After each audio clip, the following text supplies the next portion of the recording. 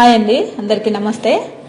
ఈరోజు వీడియోస్లో నేను క్యాప్సికమ్ అలాగే కాజు మసాలా కర్రీ చూపిస్తున్నాను. ఇది మనకి ఎక్కువ శాతం అయితే చపాతీలోకి అలాగే పరోటాలోకి చాలా టేస్టీగా ఉంటుంది. నెక్స్ట్ అంటే మనకి రైస్లోకి బాగుంటుంది. అంతే తప్పితే ఎక్కువ మాత్రమైతే రోటీలోకి అయితే ఎక్సలెంట్ కర్రీ అండి. ఒక చపాతీ రెండు తినే కాడ 3-4 తింటారనమాట, అంత బాగుంటుంది. దీన్ని ఇప్పుడు ఎలా తయారు చేసుకోవాలో చూద్దాము. దీనికి ముందుగా మనం కొబ్బరి ముక్కలు ఒక చిన్న బౌల్ అంతా తీసుకోండి. అలాగే ఒక 10-15 వెల్లుల్లిపాయలు తీసుకోండి. అలాగే మనం జీడిపప్పులు ఒక 20 తీసుకొని ఒక 5 కూర చేసే ముందు ఒక 5 నిమిషాల ముందు మీరు ఈ జీడిపప్పుల్ని వాటర్లో నానబెట్టుకొని వేసుకోండి. డైరెక్ట్ వాటర్ వేసి మనం పేస్ట్ చేస్తే మనకి అంతగా మెత్తగా అవ్వదండి, అందుకని నానబెట్టి వేసుకోండి. ఇప్పుడు మనం కళాయి వేడి చేసి దాంట్లో ఒక 3 స్పూన్ల ఆయిల్ వేసుకొని ఒక 1/2 స్పూన్ జీలకర్ర వేసుకొని కొంచెం దూరగా ఫ్రై చేసుకోండి. ఇది ఫ్రై అయిన తర్వాత దీంట్లో ఒక ఉల్లిపాయ పొడవుగా కట్ చేసి వేసుకున్నాము. అలాగే ఒక 2-3 పచ్చిమిర్చి తీసుకొని కట్ చేసి వేసేసుకోండి. ఒక మీడియం సైజు ఉల్లిపాయ ఒకటండి. ఇది దూరగా ఫ్రై చేసుకోండి, మాడకుండా మీడియం ఫ్లేమ్లో ఫ్రై చేసుకోండి. ఇది ఇలా ఫ్రై అయిన తర్వాత 1/2 స్పూన్ పసుపు, ఇది కూడా కొద్దిగా పచ్చివాసన పోయే వరకు ఫ్రై చేసుకోండి. ఇలా ఫ్రై అయిన తర్వాత దీంట్లో క్యాప్సికము నేను ఒక 6 తీసుకున్నాను.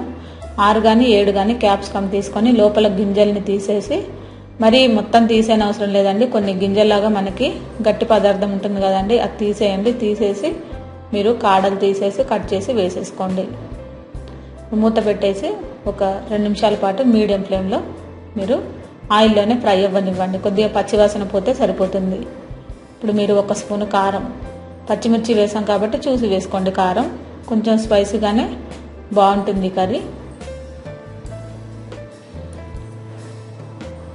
ఇది కూడా కొంచెం ఫ్రై చేయండి ఒక 2 నిమిషాల పాటు. మూత పెట్టేసి మరొక 2 నిమిషాలు ఉండిన తర్వాత దీంట్లో మీరు కొద్దిగా మనం జీలకర్ర పొడి అలాగే ధనియాల పొడి వేసుకుందాము. ఈ ముక్కలన్నీ త్వరగానే ఉడికిపోతాయండి. క్యాప్సికమ్ మనకి తొందరగానే ఉడుకుతాయి కదండి, ఎక్కువసేపు మీరు ఫ్రై అవ్వనివ్వకండి. ముందుగా మీరు దీంట్లో పాలు కూడా ఒక 1/2 గ్లాసు వేసుకోండి. అంటే మనకి టీ గ్లాస్ కంటే కొంచెం ఎక్కువగా మీరు పాలని వేసుకోండి. పాలు చాలా మంచి రుచిని ఇస్తాయండి క్యాప్సికంలో. ఇప్పుడు దీంట్లో 1/2 స్పూను జీలకర్ర పొడి అలాగే ఒక గరం మసాలా పొడి 1/2 స్పూన్ వేసుకొని కొంచెం ఫ్రై అవ్వనివ్వండి. ఈ పాలు కొంచెం పూర్తిగా ఇంకిపోయేంత వరకు, అంటే ఈ ముక్కల్లో క్యాప్సికమ్ ముక్కల్లో ఇంకిపోయేంత వరకు మరొకసారి మూత పెట్టేసి ఒక 1 మినిట్ మీరు 1 నిమిషం అలా ఉడకనివ్వండి. ఇప్పుడు మనం జీడిపప్పు పేస్టు అలాగే కొబ్బరి వెల్లుల్లిపాయలు వేసి పేస్ట్ చేసుకున్నాం కదండి, ఆ పేస్టును కూడా దీంట్లో వేసేసుకోండి.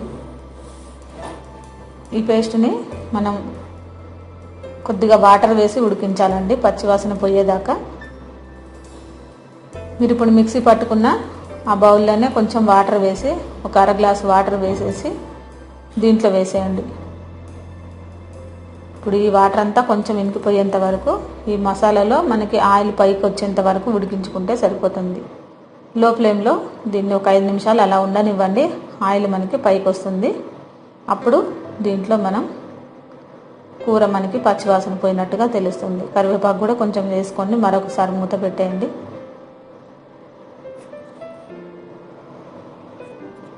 చూసారు కదండి, ఇప్పుడు మనకి ఇలా ఆయిల్ పైకి వస్తుంది. ఇలా వచ్చినప్పుడు మనకి ఈ కూర రెడీ అయిపోయినట్టుగా మనకి తెలుస్తుంది, ఎందుకంటే పచ్చివాసన అంతా పోతుందన్నమాట. ఇప్పుడు చివరిగా మీరు కొత్తిమీర ఒక కట్ట తీసుకొని కట్ చేసి వేసేసుకోండి. కడిగేసి కట్ చేసి వేసుకోండి. అంతేనండి, రెడీ అయిపోయింది. చాలా టేస్టీగా ఉంటుంది. ఇది మనకి ముఖ్యంగా మాత్రం రోటీలోకి మాత్రం చాలా బాగుంటుంది, రైస్లో కంటే. ఇది మనకి పరోటాలోకి అలాగే పూరికి కూడా బాగుంటుంది. ఎక్కువ శాతం అయితే పరోటాలకి చపాతీలోకి చాలా బాగుంటుంది. మీరు ఒకసారి ఈ విధంగా ట్రై చేసి చూడండి. నా రెసిపీ మీకు నచ్చినట్లయితే లైక్ చేయండి, షేర్ చేయండి, సబ్స్క్రైబ్ చేయండి. అందరూ నాకు సపోర్ట్ చేయండి. అందరికీ థ్యాంక్ యూ అండి.